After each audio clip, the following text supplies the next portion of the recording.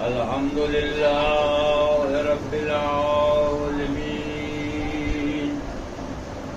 والعاقبة لأهل التقوى واليقين والجنة للموحدين والنار للملحدين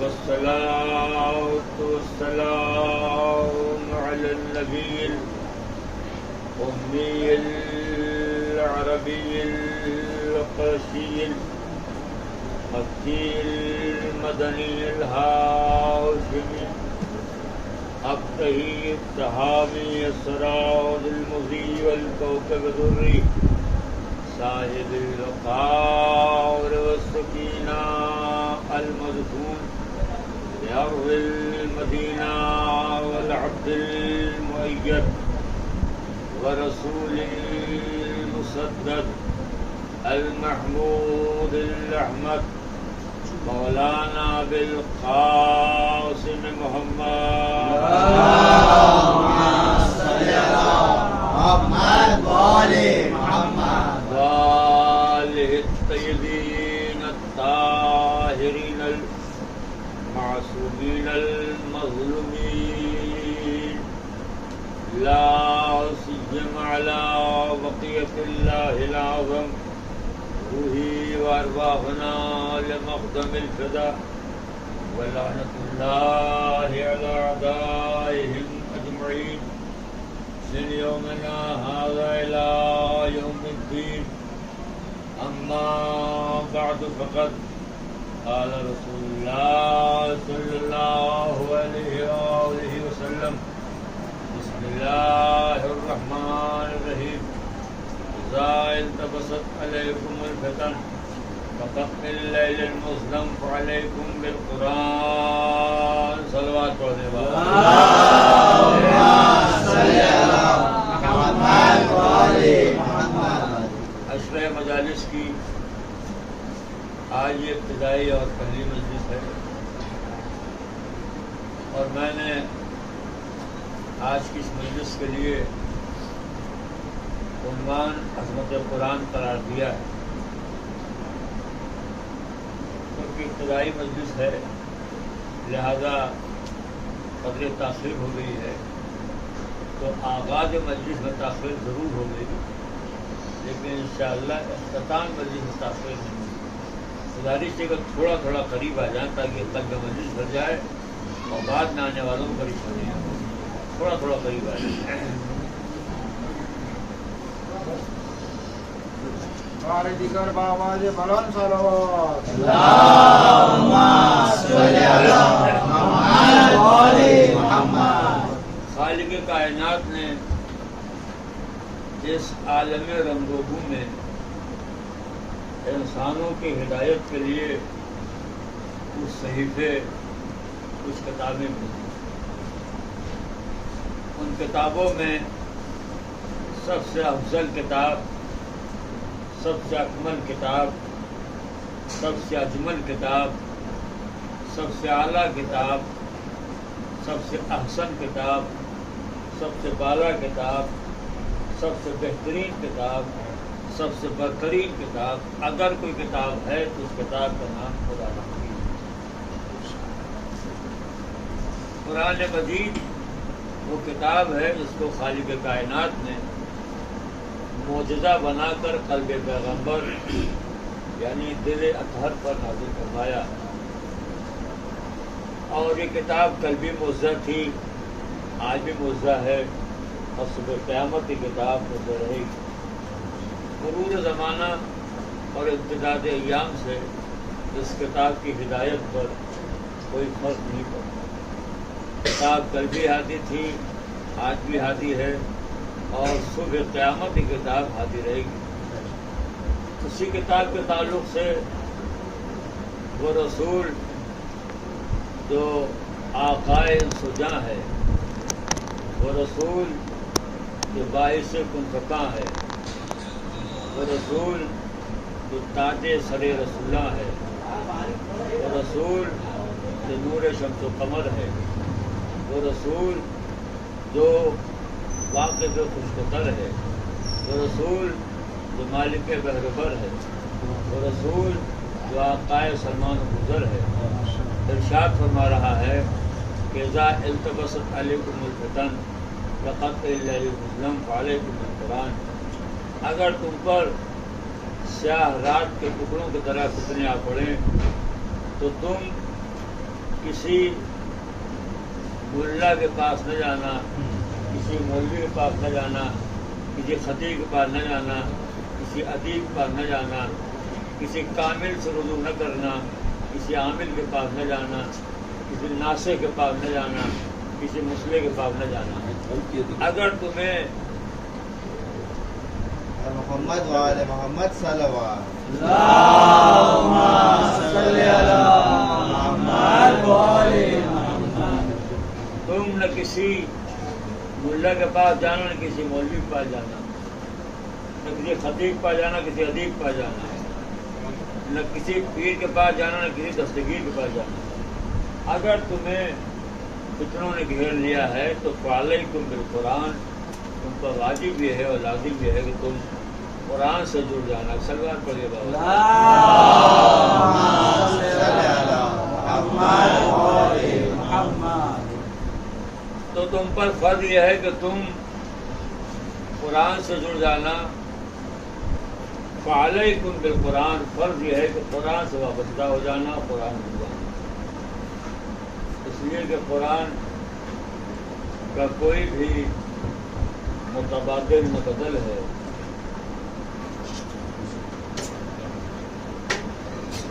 محمد والے محمد صلوات۔ اللهم صل على محمد وآل محمد، جو ہے وہ آج ٹھیک ہے، کل ٹھیک کر لیجیے گا۔ سلوات پڑھیے بابا۔ اللهم صل على محمد وآل محمد، نعرہ حیدری، آواز بلند صلوات۔ اللهم صل على محمد وآل محمد۔ تو فعلیکم بالقرآن، قرآن سے جڑ جانا، اس لیے کہ قرآن کا کوئی بھی متبادل نہ بدل ہے۔ قرآن کا کوئی بھی متبادل نہ بدل ہے۔ قرآن ہر عقدہ دشوار کا حل ہے۔ قرآن کا کوئی بھی متبادل نہ بدل ہے۔ قرآن ہر عقدہ دشوار کا حل ہے۔ قرآن رسالت کا محافظ بھی، خبر بھی، قرآن میں بصیرت بھی، بصارت بھی، بصر بھی، قرآن میں صحرا بھی، سمندر بھی، شجر بھی، قرآن میں صحرا بھی، سمندر بھی، شجر بھی، محشر کی مثالیں بھی، صدرہ کے ثمر بھی۔ قرآن میں ازل سے ابد تک کی خبر ہے، قرآن ہی میں تذکرہ جن بشر۔ سلوات پڑھیے محمد۔ اللهم صل على محمد وآل محمد۔ تو اگر سیاہ رات کے ٹکڑوں کی طرف فتنے تم پر آ پڑیں تو فعلیکم بالقرآن، قرآن سے جڑ جانا۔ قرآن کیا ہے؟ قرآن رحمت احسان ہے، قرآن کنز عرفان ہے، قرآن خالق کا احسان ہے، قرآن بخشش کا سامان ہے، قرآن کا لانے والا جبرائیل عرش مکان ہے، قرآن کا پہنچانے والا محمد سے انسان ہے، قرآن کا محافظ کل ایمان ہے، قرآن کا وارث امام زمان ہے، قرآن سے وابستگی دلیل ایمان ہے، اور قرآن کا مخالف پکا شیطان ہے۔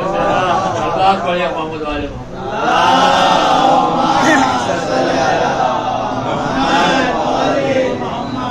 قرآن کیا ہے؟ قرآن انسانوں کے لیے ہدایت ہے،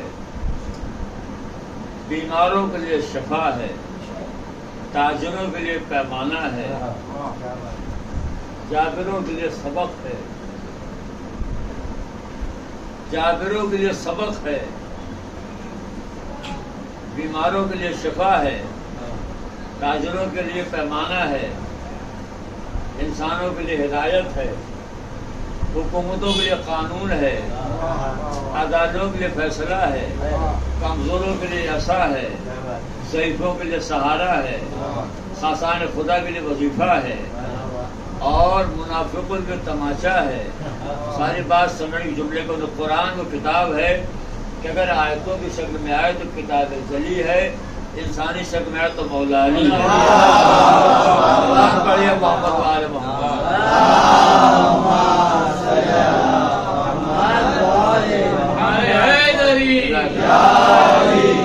تو قرآن کیا ہے؟ قرآن اللہ کی وہ کتاب، اس کتاب کو اللہ نے انسانوں کی ہدایت کے لیے بھیجا ہے. قرآن میں کیا طاقت ہے؟ اگر قرآن نے خود نہ بتایا ہوتا تو ہمیں کہاں سے معلوم ہوتا؟ قرآن بڑی طاقت ہے، بڑی قوت والی کتاب ہے. یہ تو احسان ہے قرآن کے، قرآن نے اپنی طاقت کا اعلان خود کیا. ارشاد ہوا کہ لو انزلنا ھذا القرآن علی جبل، اس کتاب کی کتاب ہے کہ اگر اس کتاب کو میں پہاڑ پر نازل کرتا تو پہاڑ اس کتاب کے وزن سے ٹکڑے ہو جاتا. یہ ہے وزن کتاب کہ اگر اللہ اس کتاب کو پہاڑ کو اتارے تو پہاڑ اس کتاب کے وزن سے ریزہ ریزہ ہو جائے. آپ کو معلوم ہے پہلی مجلس ہے، کل سے انشاءاللہ انتظام ٹھیک ہو جائے گا کہ اس دنیا میں، اس کائنات میں پہاڑ جو ہے مضبوط کوئی شے نہیں ہے. سب سے مضبوط شے کا نام پہاڑ ہے. مولائے کائنات نے نظر بلاغہ میں پہاڑوں کی خلقت کا فلسفہ بیان کیا ہے کہ اللہ نے زمین پہاڑوں کیوں خلق کیا. فرمایا کہ زمین پر اللہ نے پہاڑوں کو کیل بنا کے خلق کیا تاکہ زمین کا بیلنس برابر رہے. تو پہاڑ کوئی مضبوط شے نہیں ہے، مگر اللہ اگر میں اس کتاب کو پہاڑ کو اتاروں تو پہاڑ اس کتاب کے وزن سے ٹکڑے ہو جائے. یہ ہے وزن کتاب. اور بعض تاریخوں میں بھی لکھا ہوا ہے کہ اللہ نے حضور کے روح کو چھوڑ کر تمام نبیوں کے روحوں سے پوچھا کیا میں قرآن تم پر نازل کروں؟ تو تمام ارواح انبیاء نے کہا یا اللہ ہم قرآن کے وزن کو برداشت نہیں کر سکتے. تو ارواح انبیاء نے انکار کر دیا. پاپ نازل ٹکڑے ہو جائے.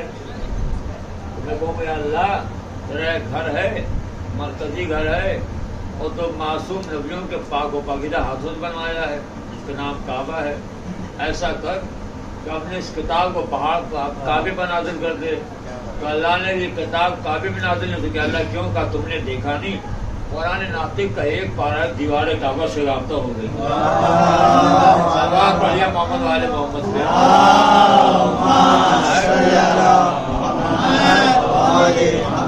یہ تو 30 پارے کتاب ہے. یہ اللہ پھر کہاں نازل کرے گا؟ ارشاد ہوا کہ وَنَزَلَ بِهِ الرُّوحُ الْأَمِينُ عَلَىٰ قَلْبِكَ، اس کتاب کو لے کے اتر گیا روح الامین میرے نبی کے دل پر. کس کتاب کو؟ تو پہاڑ کو نازل، پہاڑ ٹکڑے ہو جائے. اس کتاب کو نازل کیا سرکار دو عالم کے دل پر. کتنے مضبوط قلب کا مالک تھا اللہ کا رسول. تو اس کتاب کے وقت کو برداشت کر لیجیے، پہاڑ نہ برداشت کر سکا.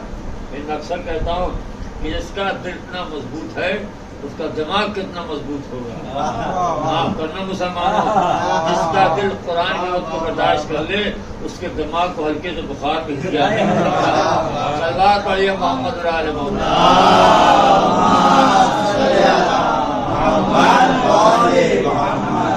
یہ قرآن کا ون پہاڑ پر نازل ہو تو پہاڑ ٹکڑے ہو جائے. مگر جملہ کہوں میں شاید مجھے متوجہ ہو جائے. جس قرآن کی یہ طاقت ہے، اللہ جانے اس قرآن کی طاقت کو میدان مباہلہ میں کیا ہو گیا تھا کہ اللہ خود کہنا پڑا میرے حبیب اب قرآن نہیں، اب انہیں لے جاؤ جو روح قرآن ہے، اب انہیں لے جاؤ جو جان قرآن ہے، اب انہیں جاؤ شان قرآن ہے. اور وہ آیت بہت مانو سمجھ میں اس آیت سے، آیت کو آگے مباہلہ کہتے ہیں اور مجمع بہت مانوس اس آیت سے. اور میں اکثر کہتا ہوں کہ الحمدللہ یہ مجلسوں کا فیض ہے، وہ فلسفے کی برکت ہے کہ جہاں پر مومنین کے ذہنوں میں اہل بیت کے فضائل سے وابستہ بہت سے معصومین کے کلمات محفوظ رہتے ہیں، وہیں پر ان مجلسوں کا صدقہ ہے کہ مومنین کے ذہنوں میں فضائل سے وابستہ بہت سے قرآن کی آیتیں محفوظ رہتی ہیں. یقین مانیے کہ جب صدقہ فرش مجلس میں اکثر کہتا ہوں، آج بھی کہوں گا، اس فرش ازا کے طفیل میں جتنی معلومات آج ہمارے عوام کو حاصل ہے اتنی معلومات ان کے امام کو حاصل نہیں ہے. سلوات پڑھیے محمد والے محمد.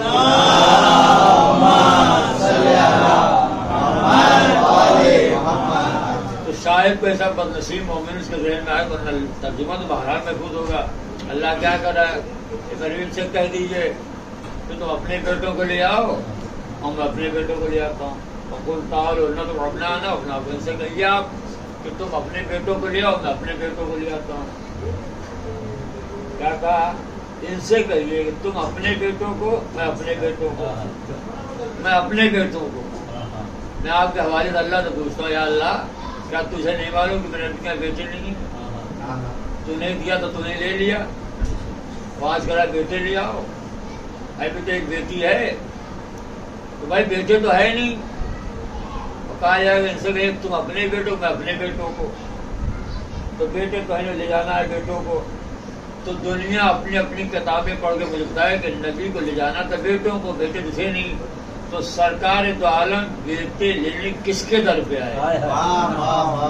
یاد ہو نہیں کیا لے جانا ہے بیٹوں کو، بیٹے ہے نہیں، تو نبی پاک بیٹے لینے کس کے در پہ آئے؟ آئے در مولا علی، یا علی بیٹے دے دو، یا علی بیٹے دے دو۔ اب لگاؤ نبی فتوا، اللہ کو شوق علی سے مانگ رہے ہیں۔ صلوات پڑھیے محمد صلی اللہ علیہ وسلم۔ آپ نے غور فرمایا؟ کہا کہ جیسے کہ تم اپنے بیٹوں میں اپنے بیٹوں کو، تو اپنی عورتوں میں اپنی عورتوں کو، تو اپنے نفسوں میں اپنے نفسوں کو۔ ٹھیک ہے، جتنی لفظیں آئی ہیں سب جمع کی ہیں۔ ٹھیک ہے، لفظ نساء یہ عربی زبان کا وہ لفظ ہے جو عورت کے ہر طبقے بولا جاتا ہے، یعنی لفظ نساء میں بیوی شامل ہے، بیٹی شامل ہے، بہن شامل ہے، ماں بھی شامل ہے۔ ماں بھی لفظ نساء بولا جاتا ہے، بیوی بھی اور بیٹی بھی، سب کو بولا جاتا ہے۔ ایک بات یہ، اور دوسری بات جمع کا لفظ ہے، عورتوں کو بلائے عورت کو نہیں۔ اسے کہیے کہ تم اپنی عورتوں کو، میں اپنی عورتوں کو، عورت کو نہیں۔ تو ایک تو یہ ہے کہ شامل سب ہیں، ماں بہن بیٹی سب، اللہ بھی جمع کا ہے۔ ٹھیک ہے، تو آج جب یہ آیت نازل ہوئی تو الحمدللہ سرکار کے یہاں بیویاں 9 ہیں۔ ٹھیک ہے، کئی آوازیں ماشاء اللہ، اس سے حضور کے لیے ہمارے لیے نہیں ہے۔ صلوات پڑھیے بابا کے بدل۔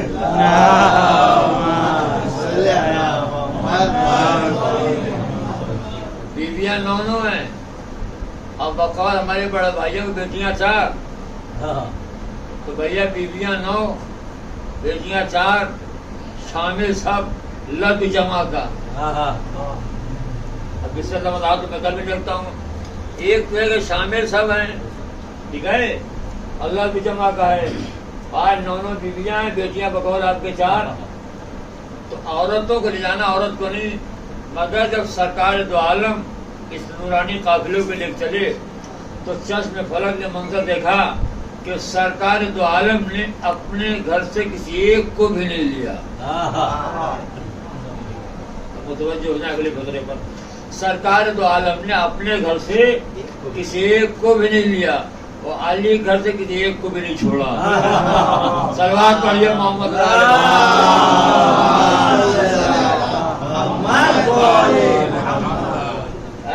اسے کہیے تو اپنے بیٹوں کو، اپنے بیٹوں کو، تو اپنی عورتوں کو، اپنی عورتوں کو۔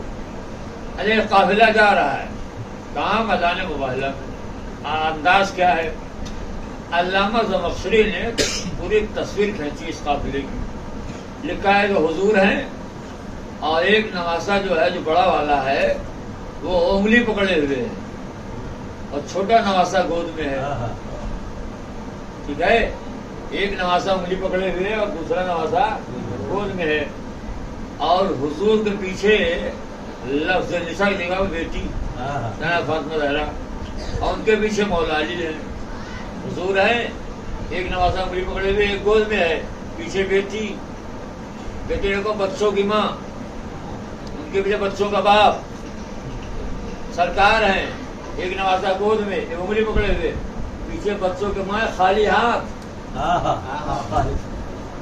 باپ خالی ہاتھ، اور حضور ہے، ایک نواسا گود میں، ایک انگلی پکڑے ہوئے۔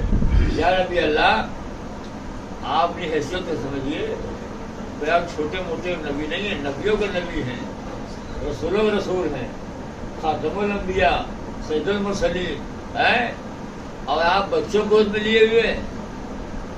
آئیے ہندوستان، ہم چھوٹے چھوٹے مولوی ہندوستان کے جب گھر سے باہر نکلتے تو اپنی اولاد کو گود میں نہیں لیتے کہ مامے کا پیٹ نہ ڈھیلا ہو جائے، خبر فکر نہ پڑ جائے. وہ آپ اتنے بڑے نبی ہو کر نماز سے گود میں لیے ہوئے ہیں، جبکہ ماں چل رہی ہے خالی ہاتھ. بچوں کو ماں کے حوالے کیجیے، آپ چلیے خالی ہاتھ. کہنے میں آج بچوں کو ماں کے حوالے نہیں کروں گا. یا نبی اللہ کیوں؟ تب تو میں نہیں معلوم. اگر میں نے آج بچوں کو ماں کے حوالے کر دیا تو آنے والے متاثر مورخین لکھ بیٹھیں گے کہ بھائی ماں آ رہی تھی، بچوں کی عادت ہوتی ہے باہر جاتے بچے. صلوات پڑھیے محمد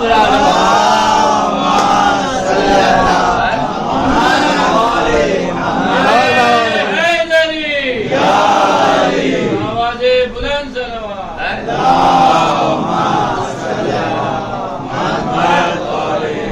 تو اس طرح کا بچوں کی حیثیت بدل جائے. تو نبی ہیں ایک نواسا گود میں، ابھی جناب فاطمہ زہرا ہیں.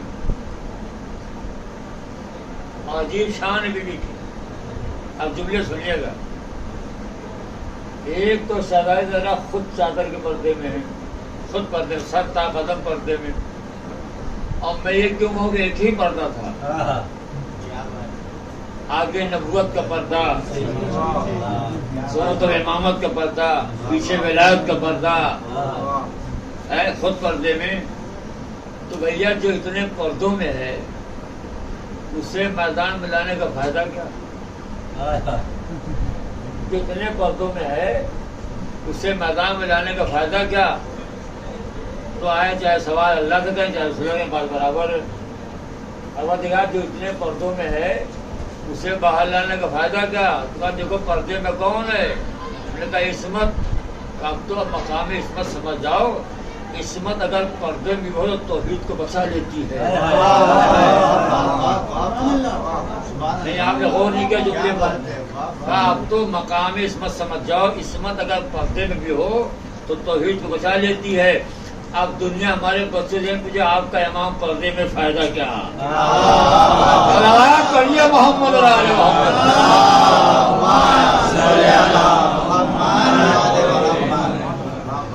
جو فائدہ جناب سیدہ کا میدان مباہلہ میں ہونے کا ہے وہی فائدہ امام یاسر کے پردے غیب میں ہونے کا. تانے دیے جاتے ہیں ارے بھیا آپ کا امام، آپ کا امام. ایسے لگتا ہم نے کوئی صفیفہ بنائی ہو. آپ کے امام، ہاں ہمارا امام. کہا یہ سنا یہ جو 14 شعبان کو میرا شبان آتی ہے آپ اپنے امام کو خط لکھتے ہیں؟ بالکل لکھتے ہیں. کا جواب آتا ہے. ہم نے کہا نہ آتا تو خط لکھتے کیوں؟ آپ نے غور نہیں کیا جملے پر. کسی عمل کا تکرار دلیل ہے کہ جواب آتا ہے. اگر نہ آتا تو سلسلہ منقطع ہو جاتا. یہ آپ نے غور نہیں کیا جملے پر. کیا دلیل ہے کہ نماز قبول ہوتی ہے؟ پڑھنا آپ کا برابر دلیل قبول ہوتی ہے. اگر نہ قبول ہوتی پڑھتے ہی نہ سلوات پڑھیے بآواز بلند.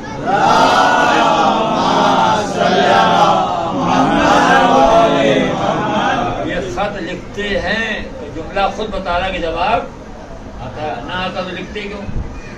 کہا ہم نے آج تک جواب تو آتے دکھائی، خط تو جاتے دکھائی دیا، جواب آتے دکھائی نہیں دیا ہے. جواب آتا ہے تو بچوں سے پوچھتے جواب آتا ہے، بچے کیا جانے. تو کہا جواب تو آتے دیکھا نہیں آج تک. کتنے بے وقوف ہے، کتنے ہم، کتنے نادان ہیں یہ خط لکھتے ہیں جواب نہیں آتا ہے. تو ہم نے کہا اس سوال کو رکھیے ایک طرف، پہلے ساری دنیا مل کے پھر ایک سوال کا جواب دے دو. اس کا جواب اگر آپ ڈھونڈ لیں گے تو اس کا جواب مل جائے گا. کیا سوال ہے؟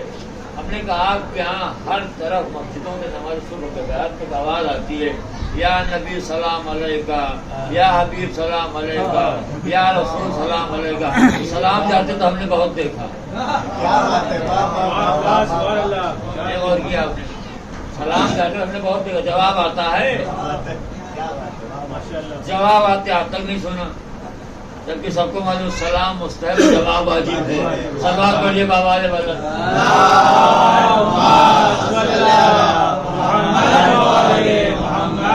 سلام واجب ہے، مستحب ہے، جواب کیا ہے؟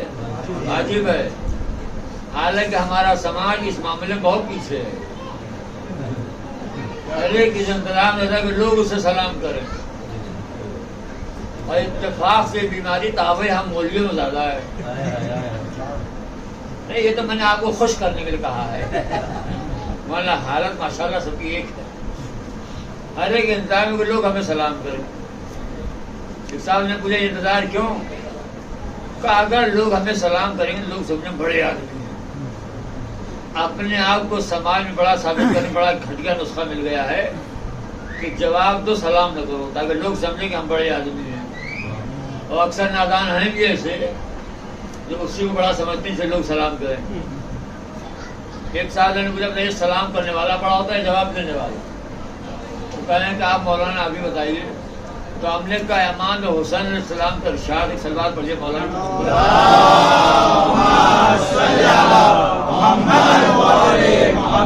امام نے فرمایا کہ سلام کرنے والے کو 99 ثواب ملتا ہے. کتنے؟ 99.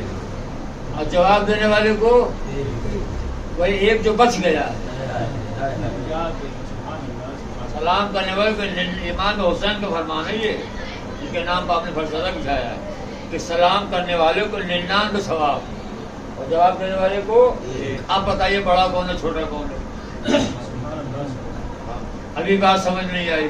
مثلا مثال دے رہا ہوں, میرے پاس 99 روپے ہیں, سوئے بھائی کو 1 روپے, بتائیے بڑا کون ہے چھوٹا کون ہے؟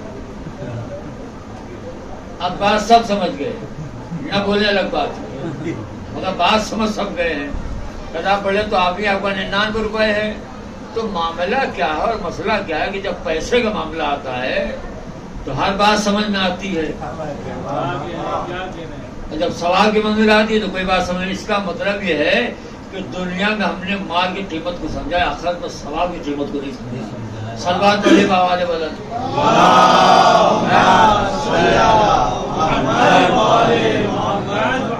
سلام کرنے والے کو 99 ثواب, جواب دینے ایک.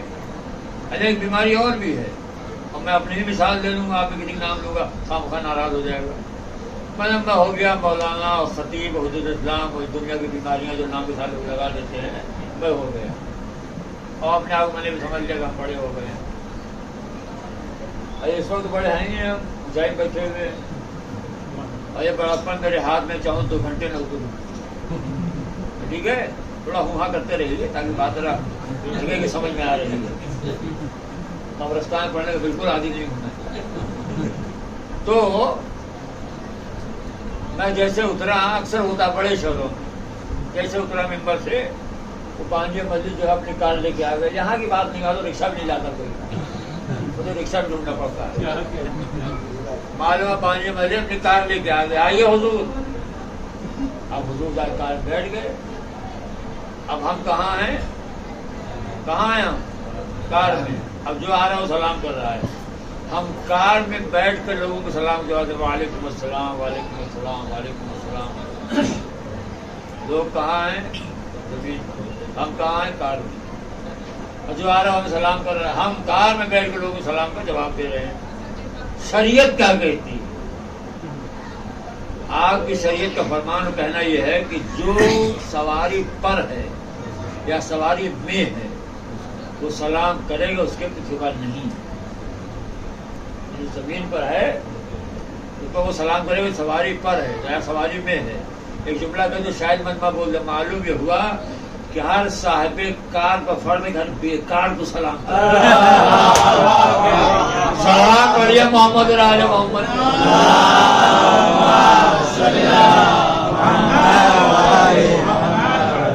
معلوم یہ ہر صاحب کار کو فرد ہے کہ ہر بیکار کو سلام کرے.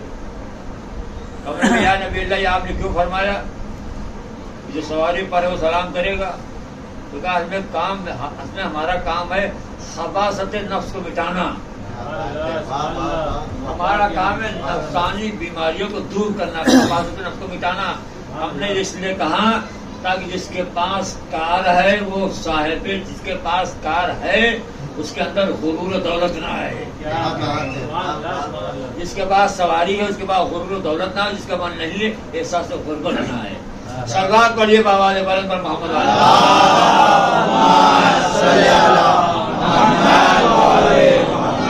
تو بات کہیں اور چلی گئی. تو اب میں عرض کیا کر رہا تھا کہ صاحب کو آپ کیا مسجدوں سے آواز آتی ہے یا نبی سلام علیکہ یا حبیب سلام علیکہ، تو سلام جاتے تو ہم نے بہت دیکھا، جواب آتے اب تک نہیں سنا۔ جواب آتا ہے تو کہا ہاں جواب تو آتا ہے مگر سنائی نہ دے، ہمارے کانوں قصور ہے۔ جب اپنے نبی کو سلام کرتے ہیں، نبی سلام کو جواب دیتے ہیں، سنائی نہ دے، یہ ہمارے کانوں قصور ہے۔ کبھی یہی معاملہ یہاں ہے، جب اپنے امام کو خط لکھتے ہیں تو ہمارا امام ہمارے خط کا جواب دیتا ہے، دکھائے نہ دے آنکھوں کو قصور۔ صلوات پڑھیے محمد و آل محمد۔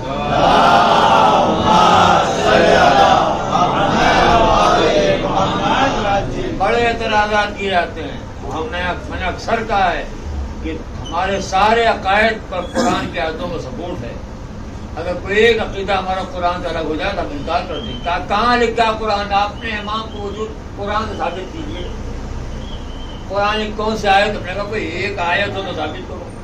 آیتیں ہیں، امام آخر کے وجود کو ثابت کرنے کے لیے قرآن میں آیتیں ہیں، آیت نہیں آیتیں ہیں۔ تو کوئی ایک آیت؟ ہم نے کہا چلیے میں ایک آیت پڑھ دیتا ہوں۔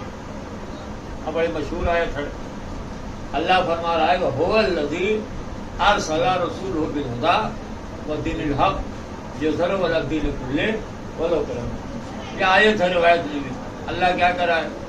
وہ ہے جس نے اپنی جانب تمہاری جانب ایک رسول بھیجا بالہدی، اور ہم نے اسے ہدایت کا مرکز بنایا ہے۔ سنو، خالی ہاتھ نہیں بھیجا ہم نے اسے، ہم نے اسے ایک دین دیا جو دین حق ہے۔ اور کام یہ ہوگا کہ ہمارے دین کو یہ میرے نبی دنیا کے تمام ادیان پر غالب کر دے گا۔ اب یہ بات مشرکوں کو جائے کہ دین اغوال کو نہ سنے، مگر ہمارا حبیب کرے گا، وہی میرا رسول۔ تو یہ آیت ہے، اور اللہ مقام فخر میں آ کر ہمارا رسول ہمارے دین کو دنیا کے تمام ادیان پر غالب کر دے گا۔ یہ بات مشرکوں کو چاہے کہ نہیں ناگوار کیوں نہ گزرے، مگر میرا حبیب کرے گا، وہی میرا حکم ہے۔ یہ آیت کا ترجمہ مقام فخر میں آ کے اللہ اعلان کر رہا ہے ہمارا۔ میں آپ سے پوچھتا ہوں، نبی کریم آئے تو آگے چلے گئے، کیا اللہ کا دین غالب آیا؟ دعوت اٹھا اللہ کا، ہمارا رسول ہمارے دین کو، سرکار دو عالم آئے نا، آگے چلے گئے۔ اللہ کا دین غالب آیا؟ اگر اللہ کا دین غالب آ گیا ہوتا تو جس ملک میں آپ بیٹھے، اس ملک میں 90 کروڑ آبادی بت پرستوں کی نہ ہوتی۔ یہ 90 کروڑ آبادی آپ کے ملک میں دلیل ہے کہ اللہ کا دین غالب نہیں آیا، تھوڑا ہوا کرتے نہیں آیا۔ اگر آ گیا ہوتا تو دین دعویٰ کیا تھا ہمارا نبی آیا، آگے چلا گیا، دین تو غالب آیا نہیں۔ تو اب اس آیت کو لے کر مسلمانوں فرض یہ ہے وہ اللہ سے پوچھے، یا اللہ تیرا دعویٰ تھا کہ ہمارا نبی ہمارے دین کو دنیا کے تمام ادیان پر، نبی آگے چلے گئے، دین تو غالب آیا نہیں۔ تو جب نے آواز ہے سنو، ہم نے کوئی ایک محمد تھوڑی رکھا ہے، ہم نے کوئی ایک محمد نہیں رکھا، وہ سلسلے محمد کا پہلا محمد تھا جو دین لے کر آیا، آخری آ جائے اور دین غالب نہ تب کہنا صلی اللہ علیہ محمد و آل محمد۔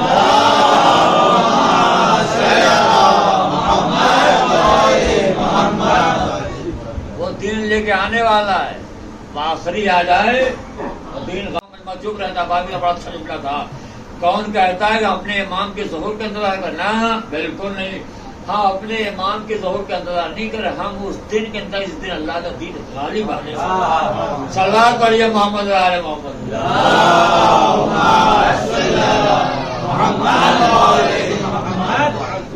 تو اللہ کرے ہمارا رسول، ایک مثال بھی تھا کہ بات اور واضح ہو جائے۔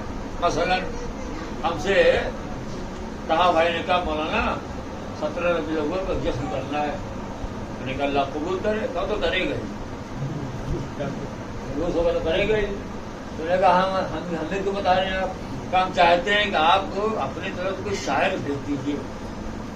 میں بھیج دوں گا، کہا ایسے نہیں، ایسا شاعر بھیجیے جو تمام شاعروں کو غالب آ جائے۔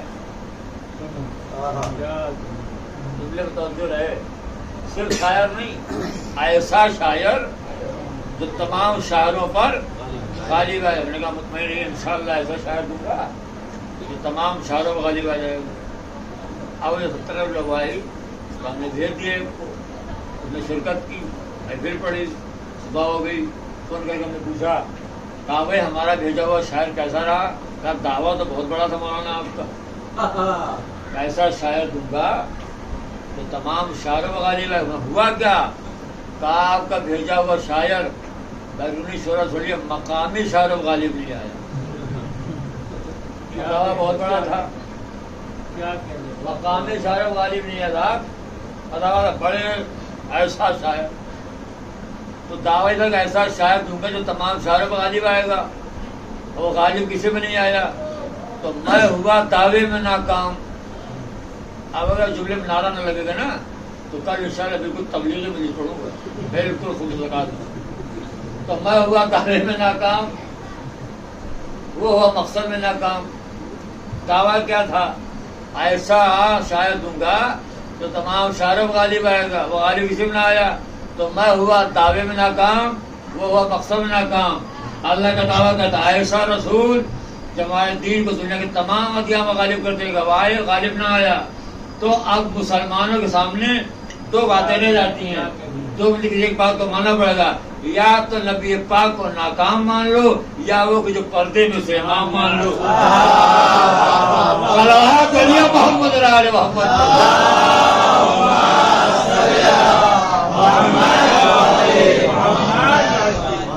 تو معلوم ہوتا ہے کہ میں نے نعرے کے لیے ایسے کہا تھا آپ کو ہنسانے کے لیے.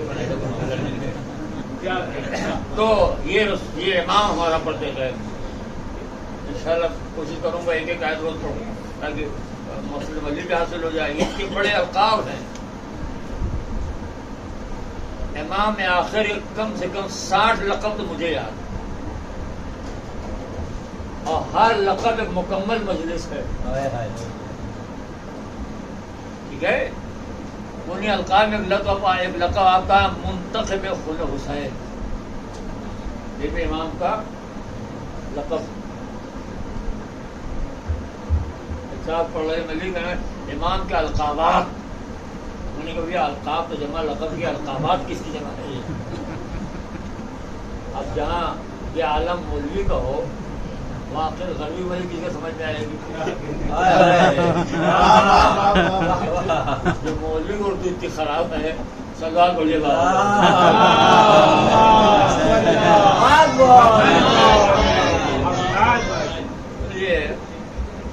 تو مسئلہ یہ ہے کہ اتنے القاب ہیں, ہر لقب میں مکمل مضمون.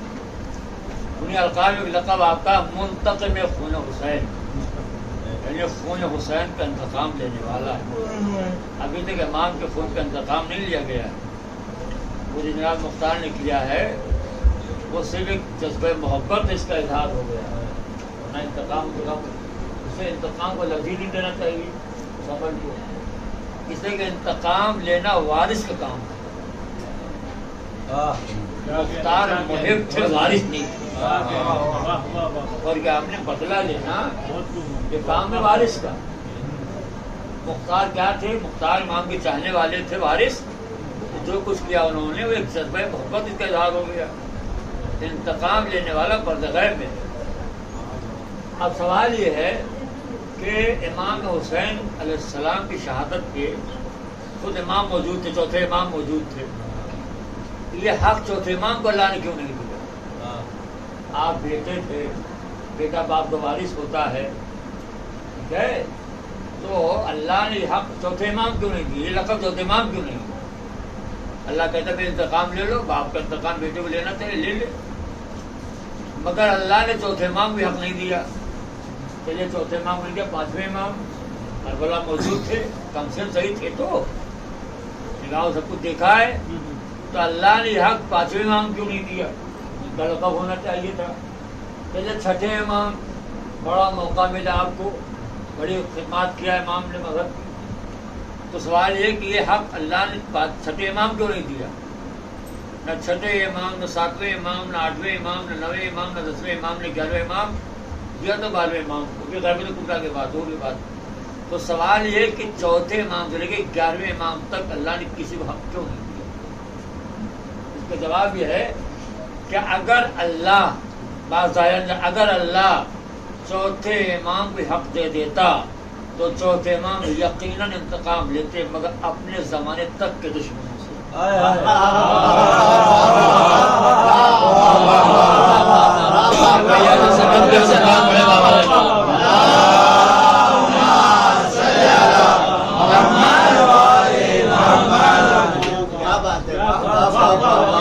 اگر اللہ پانچویں امام کو حق دے دیتا یقیناً انتقام دیتے، مگر اپنے زمانے تک کے دشمنوں سے۔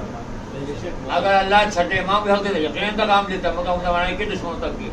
اللہ کسی ایک کو نہ دے کہ آخری امام کو دیا تاکہ اس وقت سے لے کے آخر تک جتنے دشمن ہیں سب کا انتقام ہو جائے۔ صلوات پڑھیے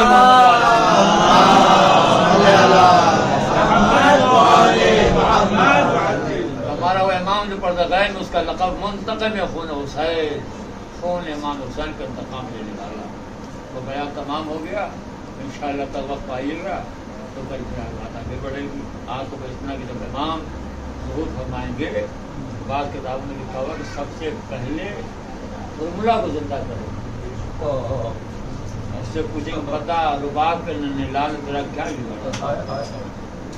اے میرے عزیزو، امام کو فرمان یہی ہے کہ میرے شیعو تمہاری مجلس کو تو ایک وقت معین ہے، بولنے کے وقت معین ہے، تمہیں کیا خبر تمہارا امام کتنا روتا ہے؟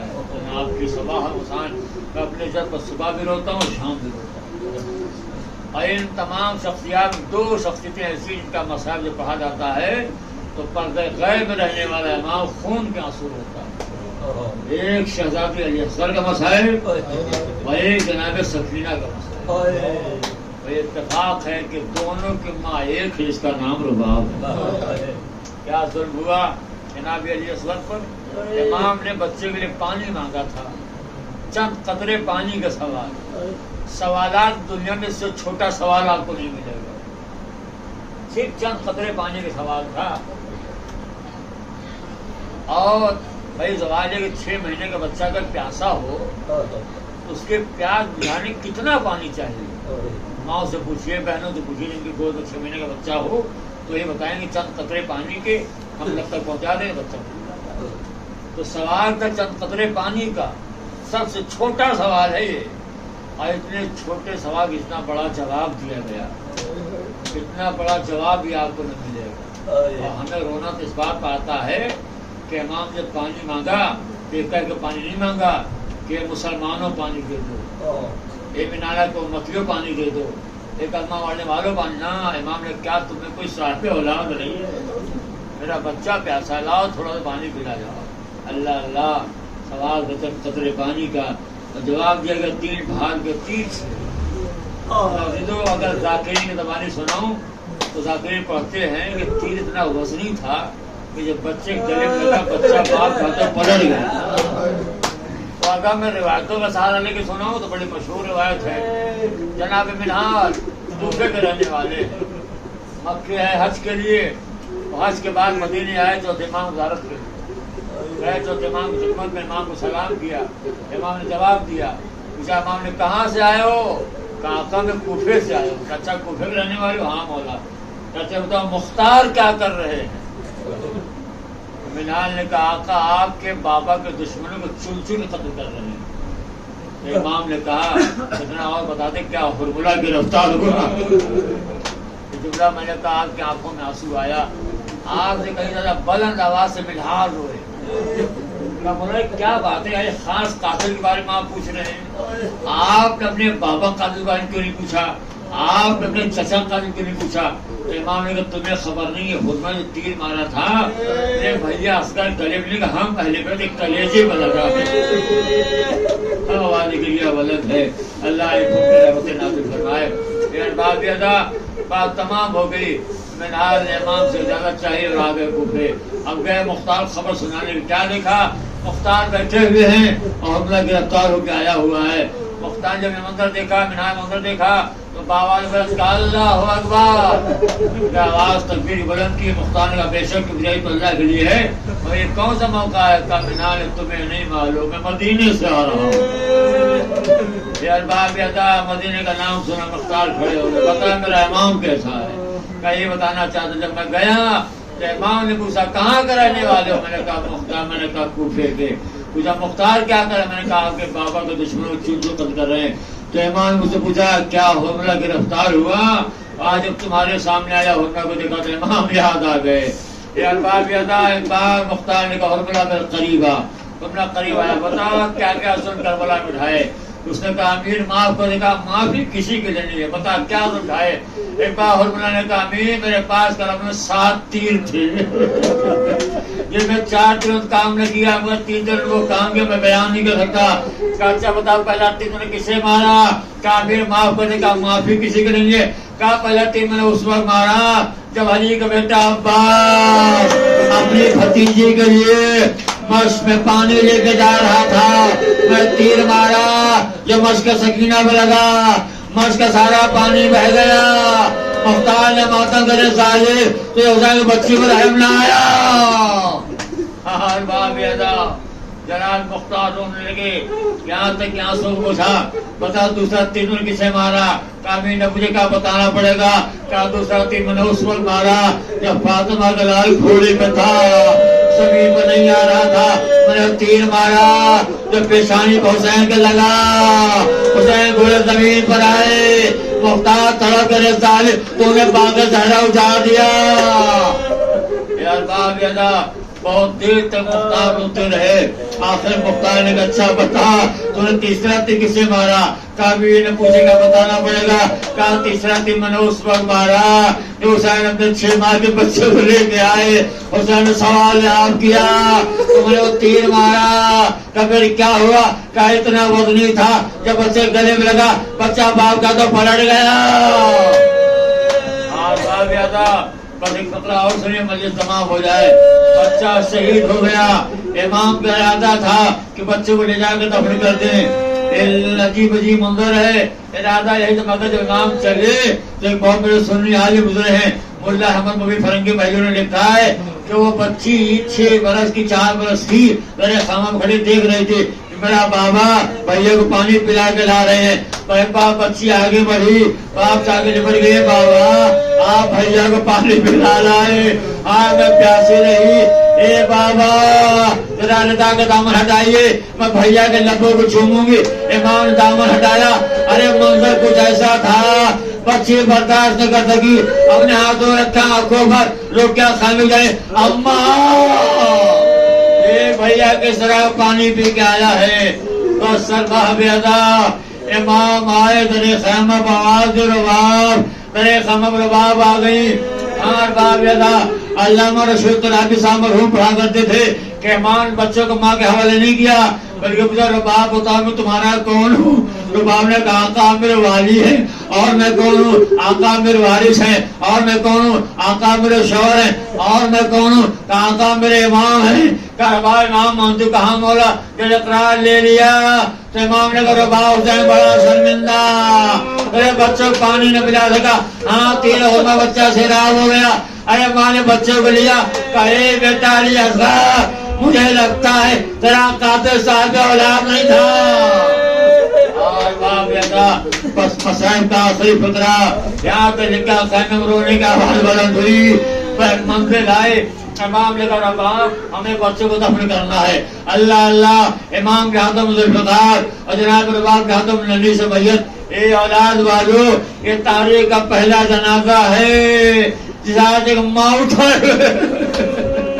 امام پشت خیمہ آئے ذوالفقار نے ننھی قبر کھو دی اب بچوں قبر کے حوالے کر دیا آپ کو تو معلوم ہے نا دفن ہونے میں 2 چیزیں چاہتی ہیں ایک پانی ہوتا ہے جو قبر ڈالا جاتا ہے ایک سفید پارچہ ہوتا ہے آئے پانی تو نہ تھا امام اپنا رخسار رہ کر قبر اعظم ہزاروں قطار رونے لگے اے ارباب یادا آنسو نے قبر کو تر کر دیا بربا اٹھے، کسی نے سلام کیا، امام جواب دے گا تو کون ہے؟ کہا کہ بیمار بیٹی سورا قاصد۔ امام نے کہا کیا نام ہے؟ انہیں خط کو رکھ دیا۔ امام خط پڑھتے جاتے تھے، زارو خزار ہوتے جاتے، اس نے کہا اے مولا کوئی چیز بھیجا کا کیا ہے؟ اس نے آگے رکھا، امام نے کھولا، سفید کرتا تھا۔ سب نے کہا اے بابا میں نے بھیا کے لیے بنایا۔ امام آگے بڑھے، کرتے کب ڈال دیا، اے بیٹا علی اصغر تیری بہن سغرا نے تیرے لیے کرتا بھیجا، جا کہا کہ میرے بیٹے کو سلام کہنا تیرا اکبر مانا گیا، تیرا اصغر بھی تین اور ملا کر نشانہ ظالم الذین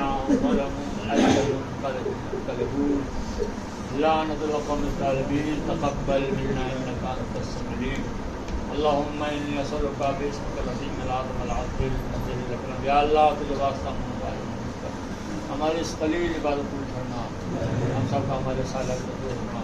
یا اللہ جو پریشان ہے تو دور فرما، معبود جو حضرت مصر فرما۔ یا اللہ ہمارے معبود کی تعریف فرما، ہم سب کو ان کے امثال میں شمار فرما۔ قرآن ایک مرتبہ سورہ ہم، 3 مرتبہ سورہ کل کی تلاوت کر کے بانی مجلس کے تمام کو مومنین مومنات کو قبول کی گئی ان کے ساتھ۔ بسم اللہ گئے میں ہو رہا ہے شاہ خدا کا ماتم، گھر میں ہو رہا ہے شاہ خدا کا ماتم، گھر گھر میں ہو رہا ہے شاہ خدا کا ماتم، گھر گھر میں ہو رہا ہے شاہ خدا کا ماتم، تا حشر ہم کریں گے خون خدا کا ماتم، ہر گھر میں ہو رہا ہے شاہ خدا کا ماتم، فتووں سے کم نہ ہوگا